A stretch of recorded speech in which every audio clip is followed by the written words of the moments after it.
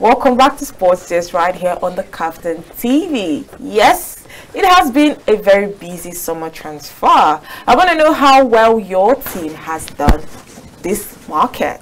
Please call us. The phone lines are on the screen. Tell us how well your team has done this summer transfer. And please, when you call us, do turn down the volume of your TV set to enable us hear you properly.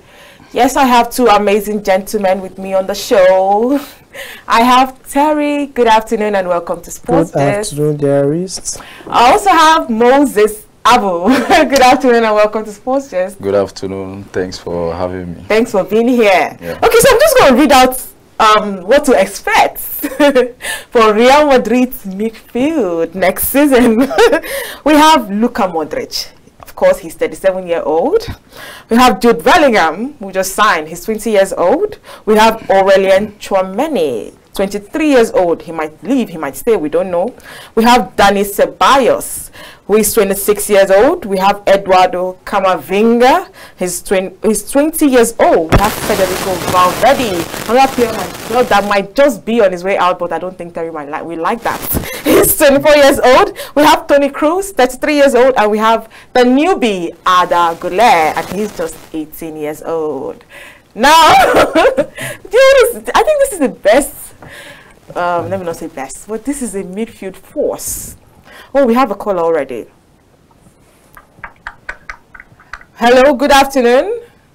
Good afternoon. Welcome to Sports Just. Thank you. Okay, your name?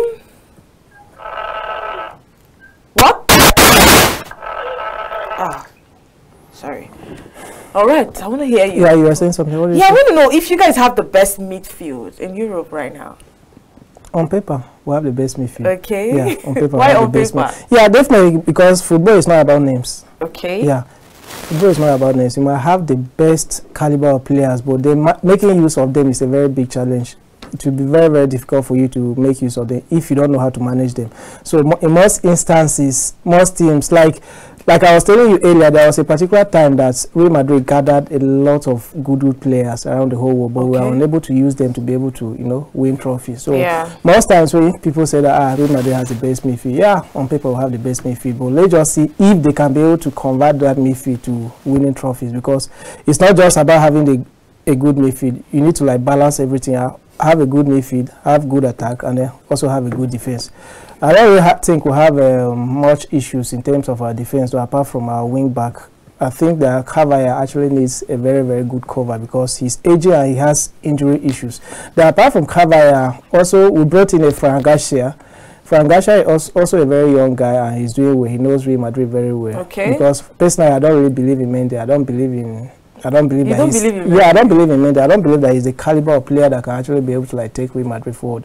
I was actually hoping that they will be able to go for Alphonso Davies, but what I'm seeing is that they'll actually go for him next season. But I was hoping that they will be able to tie him down this season. But let's see how it goes. We have a very, very good midfield on paper. All right. In reality, though, let me just hope that they will win. Okay. Hello. Good afternoon. Welcome to Sports Just. Yes, thank you.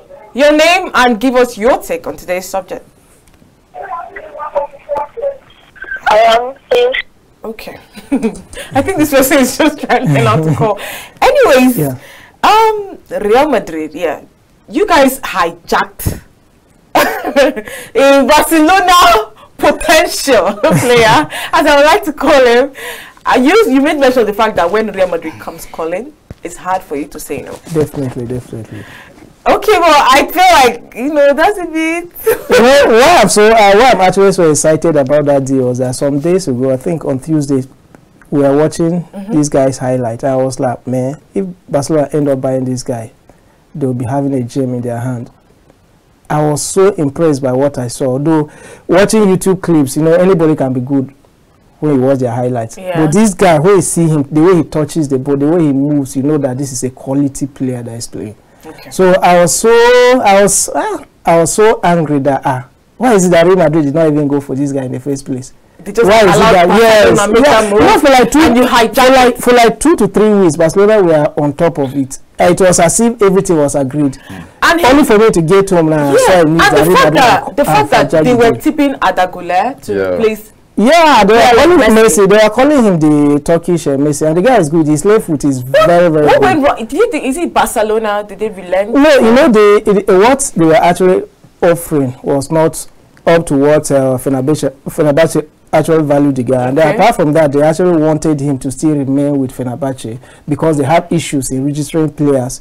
So they wanted him to remain with his former team next season before he can be able to come. All right. Sorry, hold that thought. Hello, good afternoon. Welcome to Sports Desk.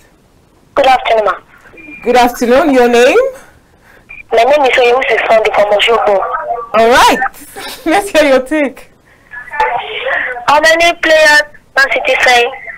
Okay, just stay tuned. You will hear that. Okay. Yeah, so everybody thought that Barcelona was going to get him, but when Real Madrid came, don't forget that Real Madrid offered even much more than his release clause. Okay. And they gave a Fenerbahce 20% sell-on clause, which means any deal that will come in the future, they will also partake in it. And there's also a 20% add-ons. So a lot of things, a lot of factors that they could not be able to turn down. And on the player's part, when he heard that Real Madrid were interested, it was already decided. All right. Yeah. I watched his unveiling. It was beautiful for me to watch. I saw his mom. She was in tears. Yeah, the connection between mom and the son was so it was really beautiful to watch. But would you say this summer you guys have done well in the transfer market? Yeah, I won't say we've done well, but at least I'll rate it as 60 over 100. I rate it as a 60 over 100 because whether you like it or not, you still need a proven striker.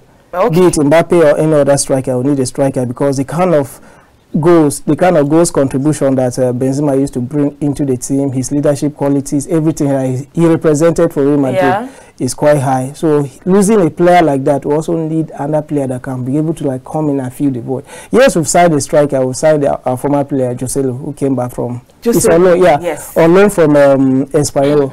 He's a very, very good striker. He scored a lot of goals last season. But filling the shoes of someone like Karim Benzema, we need someone that is a proven goal scorer, someone that is much more higher than Joselu. So I want to believe that proven goal scorer is? Like Mbappe, although personally I would have wanted Harry Kane to come, but Harry Kane coming based on his age, I know that Real Madrid were actually skeptical about his age, and then when Harry Kane comes, if at the end of the day Mbappe joins, it will be very, very difficult for you to keep a Harry Kane on the bench to play Mbappe, and it's going to be very difficult for you to play the two of them. So I believe that was one of the major reasons why Real Madrid pulled out of that particular deal. Let's not forget that Daniel Levy is also a very, very difficult person to deal with. But I think that Real Madrid are they're still waiting for Mbappe. They're just waiting patiently to see how whether Daniel Levy likes it or not, Bayern Munich are not relenting. They've submitted another bid for Harry Kane. Yeah, 80 million euros. I think that they'll eventually have to let him go at some point. But I still believe that 80 million euros is still too small for someone like Harry Kane. But if they don't let him go, he becomes free next season. Yeah, it's true. So that is just something that you need to consider because he has 1 year on his contract. Sure. And apart from that, the age issue. And for someone that has served the club so loyal, I believe that even for less, they should be able to allow this guy to go and win trophies. Well, we'll still talk about that. Let's talk a bit about Manchester United. I know you're waiting desperately to hear this. Now, during the course of the weekend, David De Gea said his farewells to Manchester United. Now, Bruno Fernandes has come out to say that you deserve to say goodbye at the stadium, with all the fans cheering you for all the beautiful memories. You made history at the club, and your name will not be forgotten, and no one can take this away from you. These are the words of Bruno Fernandes. Now, a lot of Manchester United fans across the globe has come out to criticize Manchester United for the way they treat their legend. Because I want to believe David De Gea was one true legend, if you agree with me. Now, why do you think Manchester United let him go this way? First of all, it's not even about letting him go, but the way and manner in which it was conducted was very wrong. Very wrong, yeah. Because even as a player, no matter how long you play for a club, one day you'll be sure. But I just feel like they were not fair with David De Gea, most especially somebody who has been a loyal servant for 12 years. Yes. If you know you won't keep him beyond last season, you should have make your intention clear to him, because he himself, he was ready to stay Manchester United, regardless of the condition that surrounds the contract. They made the media believe that he was offered a new contract, but there was a pay cut, but they never offered him any contract in the first place. And, you know, they were making him to believe that they were going to give him a new contract. Yeah. And his contract expired and there was nothing to show for it.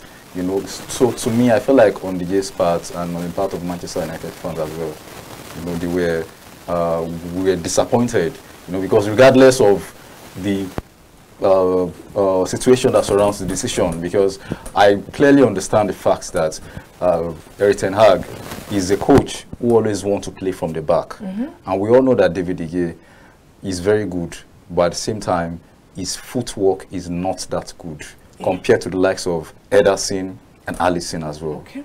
And from a tactical point of view, he wanted a goalkeeper who can play with the ball, you know, who can help the defender, who can be like an extra man on the pitch, which at times David De Gea struggled to do that.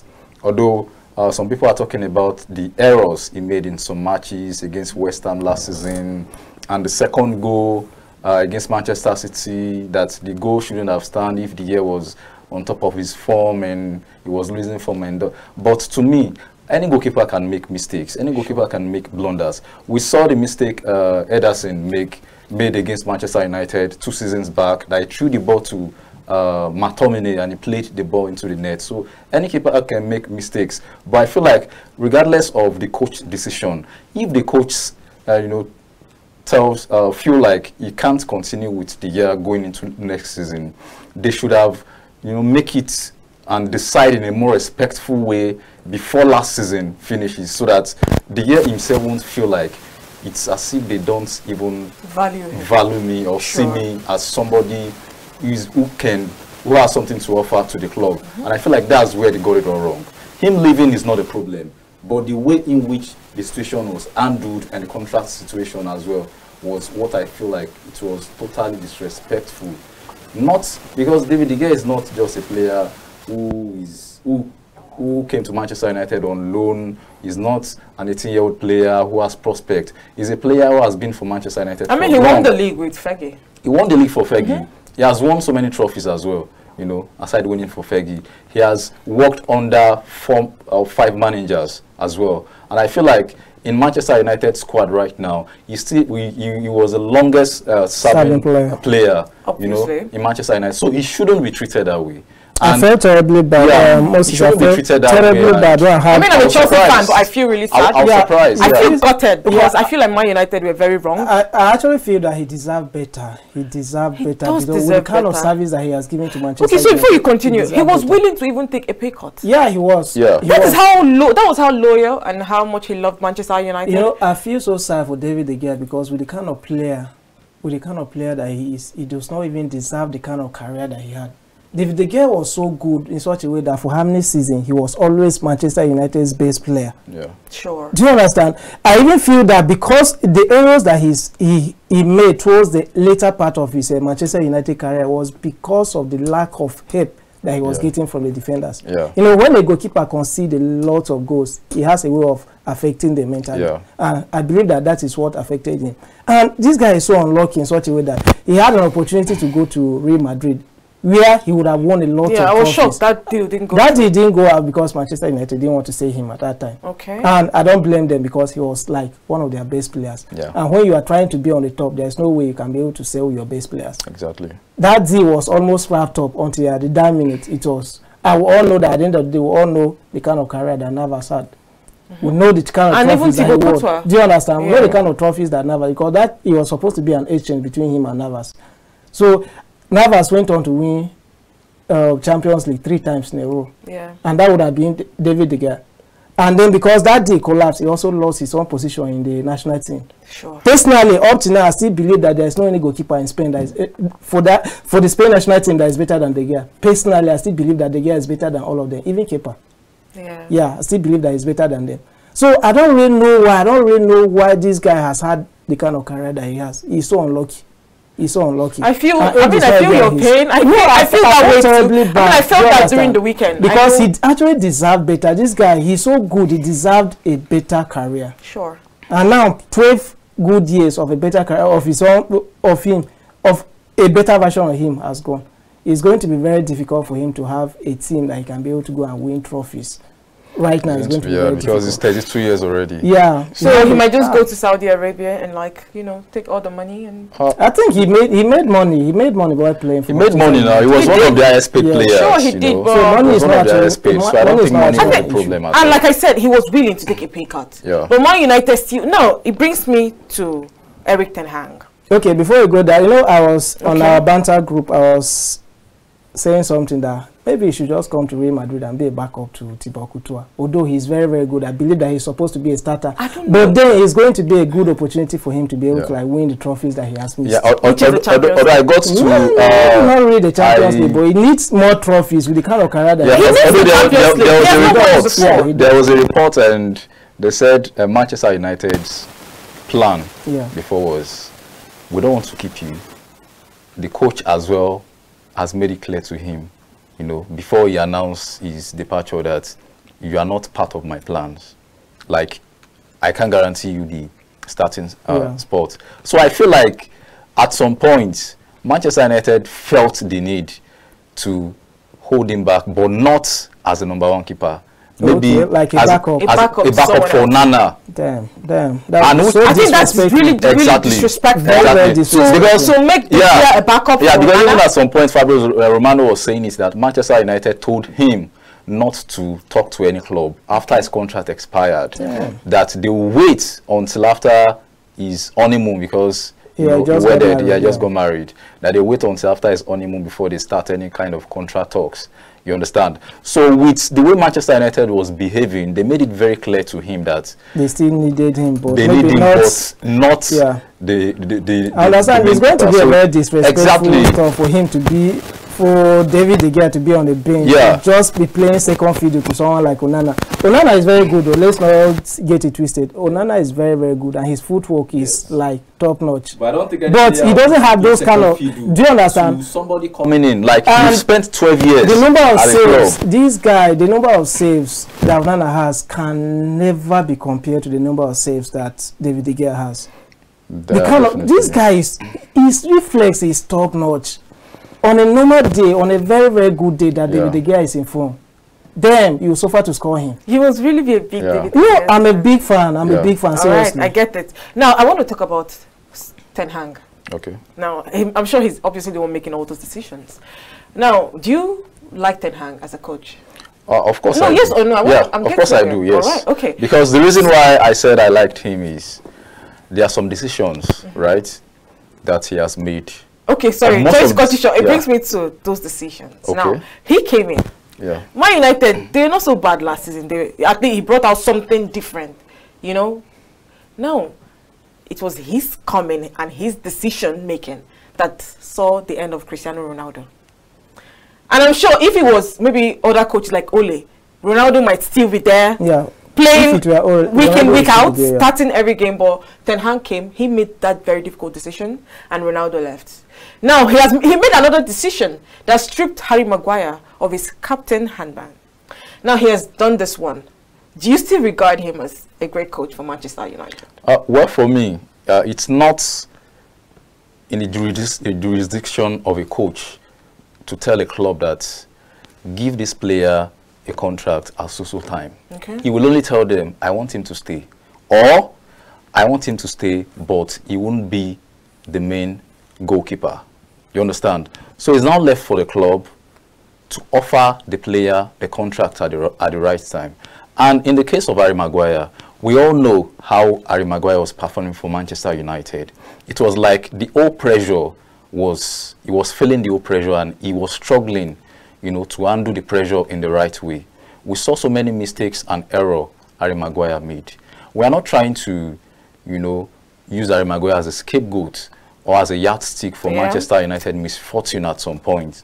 But we all know that Harry Maguire did little, you know, as a captain, because as a captain, you need to have some kind of attributes and qualities that I feel like Harry Maguire lacked. Even when Manchester United were not playing so well, it was very hard for you to see Harry Maguire. No, Maguire aside, the way they treated Ronaldo, was it fair? For me, I don't think that they treated Ronaldo fair, and I also think that Ronaldo did not treat the club fair. Do you understand? Although in the long run, everybody is happy that he left, and everybody is happy that he did that interview, because you can see the ripple effect. Sure. You can see what is going on in Manchester United now. If they end up selling the club, which I really do hope for, if they end up selling the club, it will be as a result of that particular interview. Okay. So in the end, I don't think that they actually treated Ronaldo well. I don't think that they treated David De Gea well. But then I'm this kind of person that always say that a coach that is coming in, you need to give the coach free hand. The coach knows the kind of system that he wants to play. He knows the kind of players that he wants, the kind of players that will give him the result. So you need to like give him the free hand. If he said that, okay, this is the kind of player I want for my system, you should be able to give him those kind of players, so that you will know that you're giving him everything to succeed. Exactly. If at the end of the day he fails, you know that everything is on him. And he won't have any excuse. You don't have any excuse. No, the season will still start. Yeah. What are your expectations for Ten Hag? Well, my expectation is for him to build on what he has done last season. And one thing at times, sometimes when you look at some decision the coach makes, you know, from a personal point of view, we all see it as something that is not fair, humanly speaking. Yeah. But in as much as the team is moving forward and they are playing better, then you won't want to blame the coach much, because I won't say they treated Ronaldo fairly last season, but only few Manchester United fans will be like, we want to bring out the negatives from those decisions. They want to look at the positive side of the decision they made, you know, towards Ronaldo last season. Sure. Because before Ronaldo left, I won't say Ronaldo was the reason why Manchester United was playing badly at that time. Okay. You understand? But it was like Manchester United's change in form coincide with when Ronaldo left. Okay. So it was like part of the pressure left. And some players who people feel like they were playing in Ronaldo's shadows. Yeah, they had that freedom to express themselves on the pitch. Because I remember, because of Ronaldo, Manchester United had to loan Martial to Sevilla. You know, Marcus Rashford too was not too free to express himself, to score goals.